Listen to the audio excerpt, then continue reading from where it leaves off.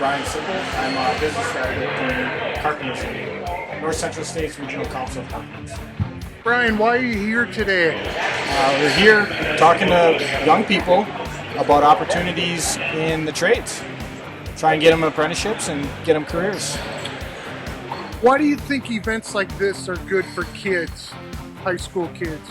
I think these are critical for kids who don't know all the opportunities that are out there in careers, in the trades, without going to college, without incurring college debt.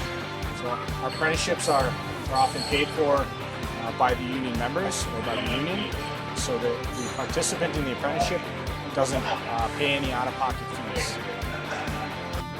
What do you like about your job?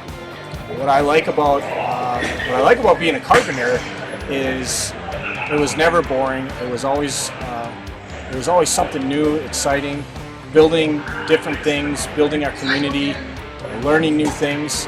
What I like about my job now is I like helping people. I like getting people into the Carpenters Union, getting them a career in the Carpenters and good benefits and good pay. And last question, when you were as an apprentice, what was your experience with the journeyman? It was a different time. It was in the 90s and early 2000s, but most of it was positive. People in the trade are a lot like-minded, so a lot of the guys I worked with, they had the same hobbies as me. We were all doing the same thing. We were working side by side, working outside, working in the elements, the heat, the cold, but we talked.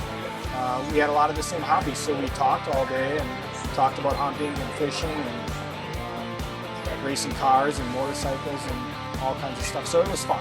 I had a lot of fun, and I learned a lot of things from some of the older carpenters who are now retired. So I enjoyed it. It was good. All right, awesome, man. Thank you.